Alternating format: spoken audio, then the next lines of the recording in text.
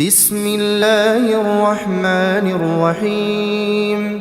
الرحمن علم القرآن خلق الإنسان علمه البيان.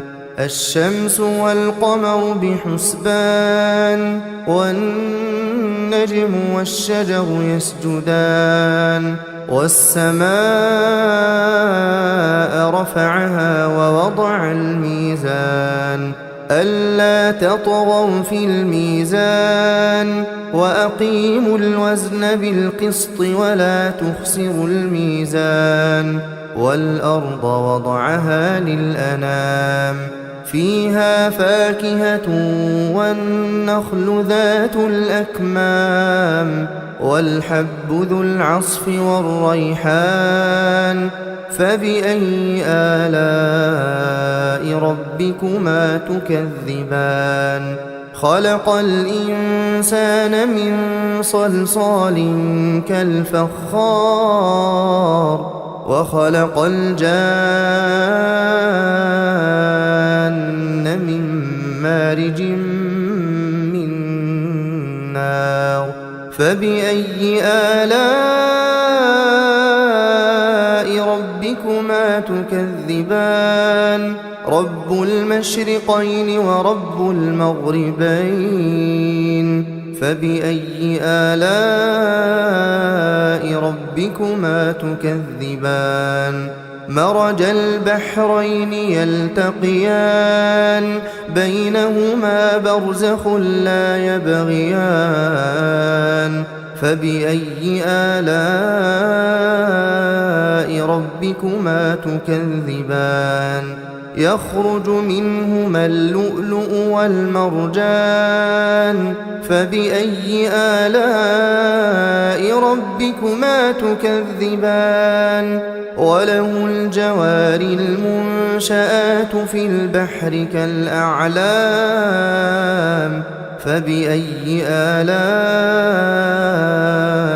ربكما تكذبان؟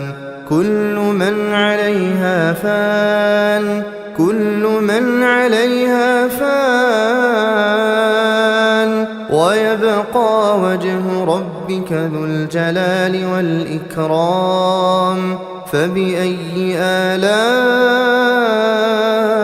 ربكما تكذبان؟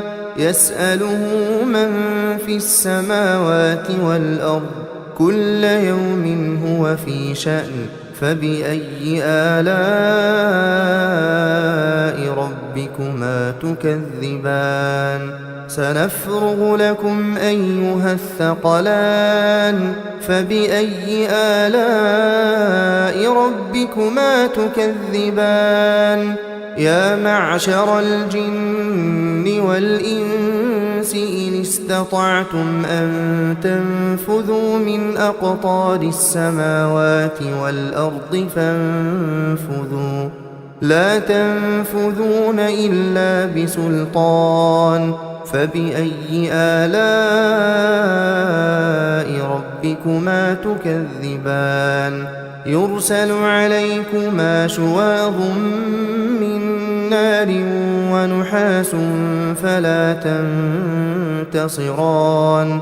فبأي آلاء ربكما تكذبان؟ فإذا انشقت السماء فكانت وردة كالدهان. فبأي آلاء ربكما تكذبان؟ فيومئذ لا يسأل عن ذنبه إنس ولا جان. فبأي آلاء ربكما تكذبان؟ يعرف المجرمون بسيماهم فيؤخذ بالنواصي والأقدام. فبأي آلاء ربكما تكذبان؟ هذه جهنم التي يكذب بها المجرمون يطوفون بينها وبين حميم آن فبأي آلاء ربكما تكذبان ولمن خاف مقام ربه جنتان فبأي آلاء ربكما تكذبان ذواتا أفنان فبأي آلاء ربكما تكذبان فيهما عينان تجريان فبأي آلاء ربكما تكذبان فيهما من كل فاكهة زوجان فبأي آلاء ربكما تكذبان متكئين على فرش بطائنها من استبرق وجنى الجنتين دان فبأي آلاء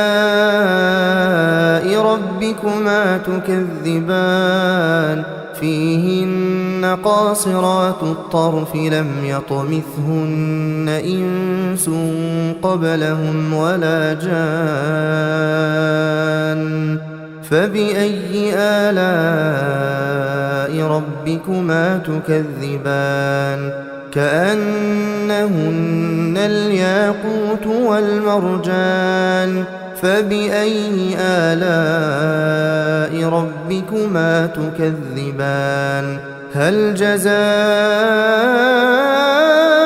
الإحسان إلا الإحسان فبأي آلاء ربكما تكذبان ومن دونهما جنتان فبأي آلاء ربكما تكذبان مدهامتان فبأي آلاء ربكما تكذبان فيهما عينان نضاختان فبأي آلاء ربكما تكذبان فيهما فاكهة ونخل ورمان فبأي آلاء